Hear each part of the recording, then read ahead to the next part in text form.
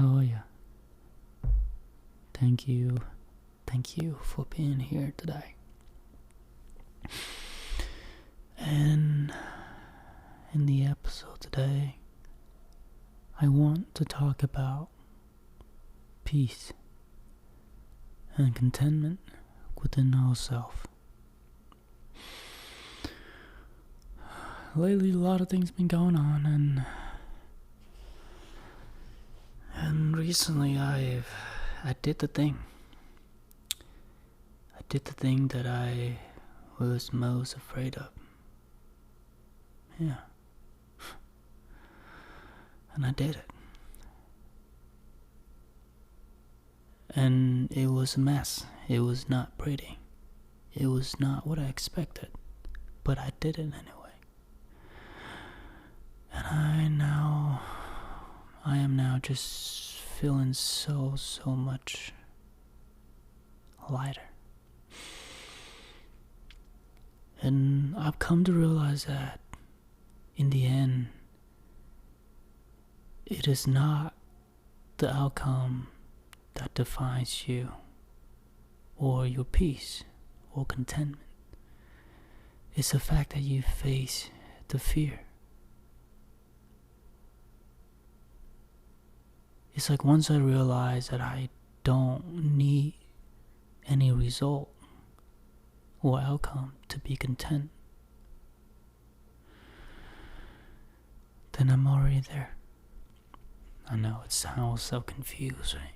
It sounds so confused. But it's like once I realized that my self-worth, the guy that I look at in the mirror, his worth is not defined by the amount of money he make, the job he has, the group of friends he has, the girl that he with, the girlfriend, the relationship he has. But it's himself. He doesn't need any external things to be content with himself. Only if when you realize that you don't have to make all that money to be content with yourself, to be at peace and just enjoy the moment. Because I've been there. I had it all. But I felt the same back then, just like I am now. Even though I'm starting back to square one again, still I am feeling the same.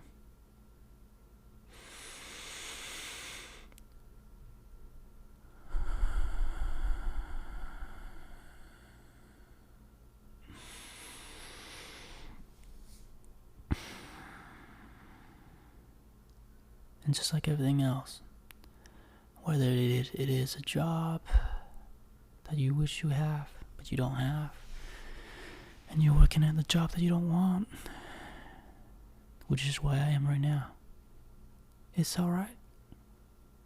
It's okay. Lives can't always be perfect, but we're still alive, we're still living, and it is so much more than not being alive right now. We tend to forget that. We're so lucky to be the ones that get to die, the one that get to live and die, because a lot of people didn't get to do that. They didn't even get the chance to exist, let alone get to die. Yeah. So we have that privilege. But we like to, well, I'm just talking about myself. I like to think of the things that I don't have and ignore the things that I already have. It doesn't help. It doesn't help, really.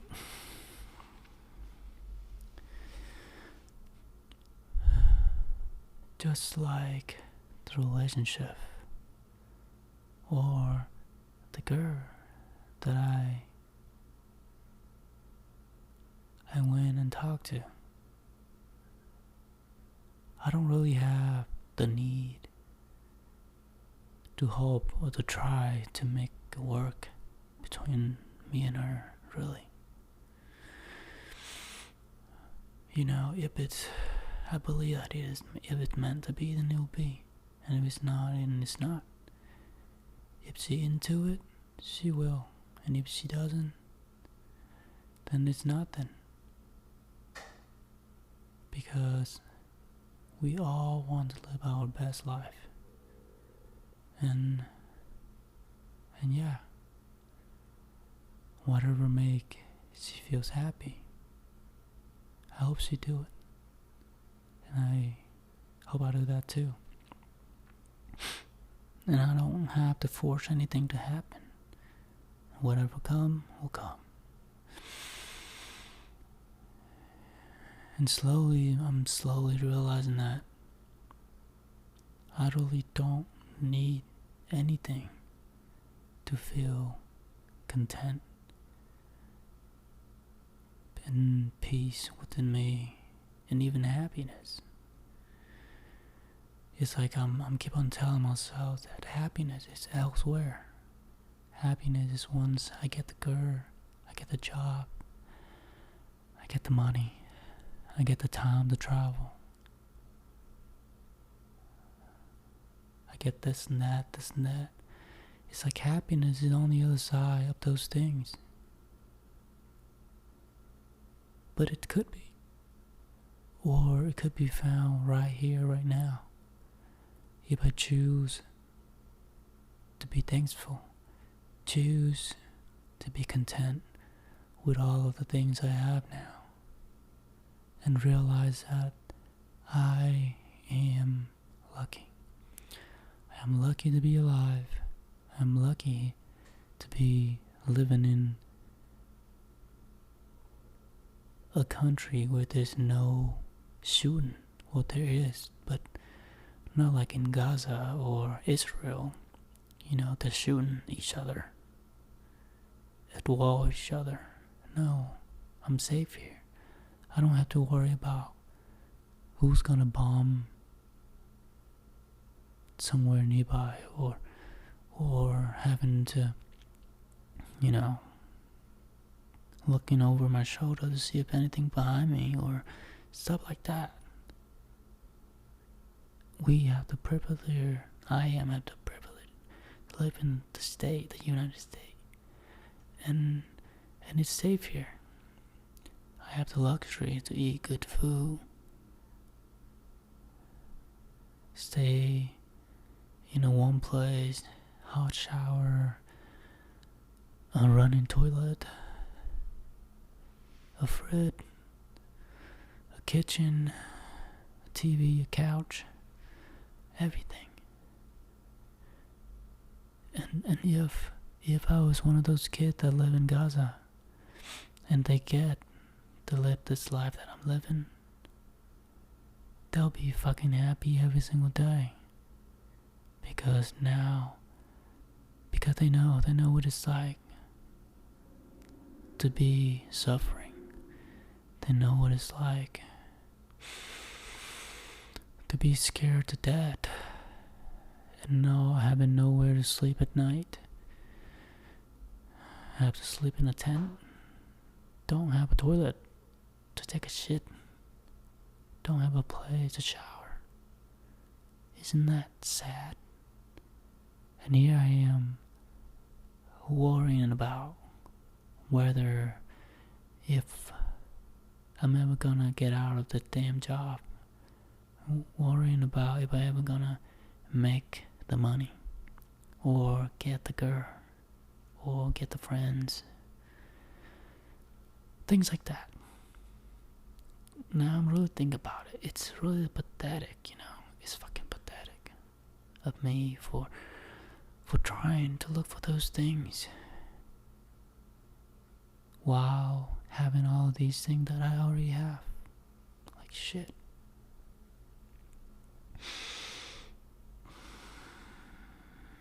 So yeah, that's what I really wanted to say. I don't really need these external things to be happy, to feel the happiness. I mean, if it's happened, if it's come, then it's a bonus. But it's not what I need. What I need is what I already have. Which is here, right now. And I'm still alive. Because you never know. One day you got unlucky and you get hit by a car, by a truck or something, and you die. And that's it. Your life's over and it's gone. I'm not trying to, saying anything bad, or I'm just saying it's just we don't know when will be our last day on earth. So might as well spend it like your last day. That's what makes life so beautiful, isn't it? If you haven't seen Troy movie, in there the quote, Achilles told Beres, I don't know, one of the girls in there. She told her, Hercules, the guy from Troy movie. Brad Pitt play him. What a great movie though. It's a great movie. Just check it out. So he told the girl, the God envy us. They envy us because we're mortal. We're mortal because we don't live forever.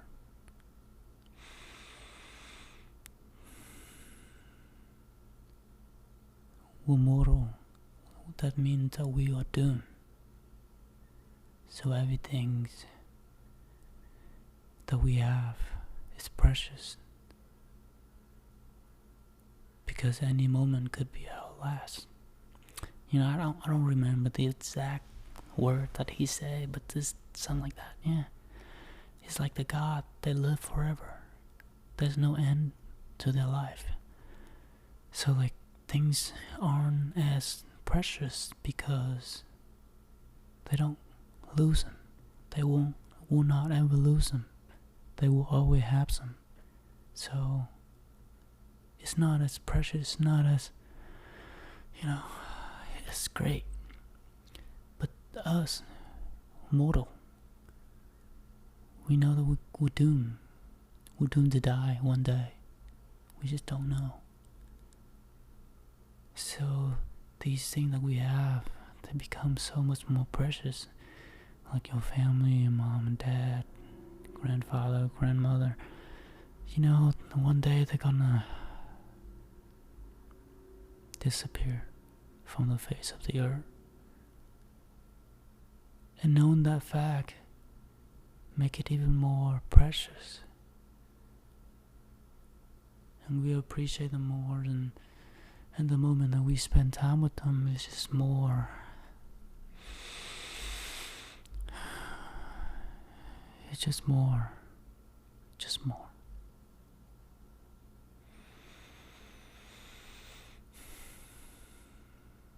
It's just like flowers, roses. If you're going on a date with a girl, and you buy her some damn plastic roses, you bring it to her damn house, you give it to her. In my opinion, you might get a slap in the face. Not that because you're being cheap, but meaning behind it. Well, that's just my theory, okay? Don't judge me on that. But I just think that fake flower, yeah, they last forever. They look great. They look just like real flower, or even better, But they don't die. They stay the same, and we don't like it. Or maybe the ladies, but they want the real one. They want the ones that dies fast or slowly, but it's real. And I think they look at it more valuable or more precious because not the fact that it look great, but the fact that it would die. It look pretty now, but it would die. Just like all of us. And that's what makes it so beautiful. That's what makes it so valuable, I think. Or maybe that's just the way I think, but that's my theory. Yeah.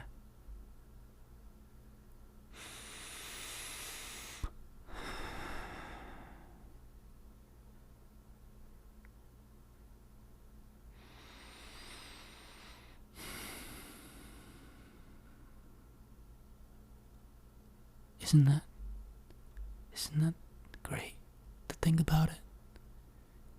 Like everything that beautiful, those things will eventually die, rotten, and then cease to exist, just like all of us, just like Rosette. But that's what makes it so beautiful. Not because it lasts forever, not because it stays beautiful forever, but it's the fact that it died. And that's what makes it so beautiful. I sound like a philosophy now. Holy crap.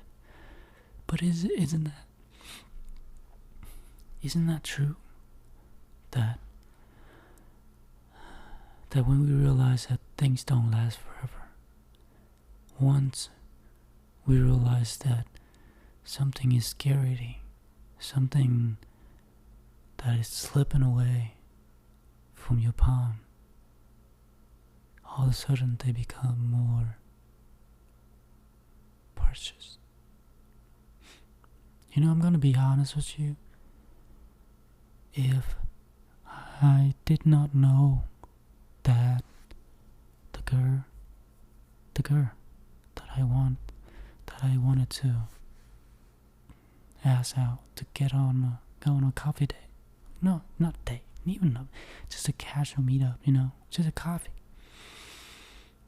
Took me almost a little over a year to do it.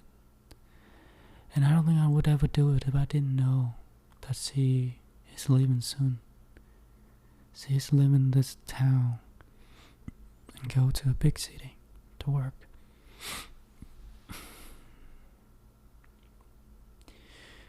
If I didn't know she was leaving, I don't think I would have the courage to say those things yesterday. Really. I'm being honest. I'm just being honest there. Like if I didn't know she was leaving, I would never have the courage to really get up and really face my fear and do it anyway. And you know what I found from it? I found a new me. A new version of me who really face his worst fears and do it anyway.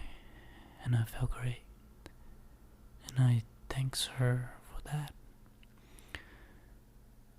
And now I don't really, have a need to a halt for this thing between me and her to work.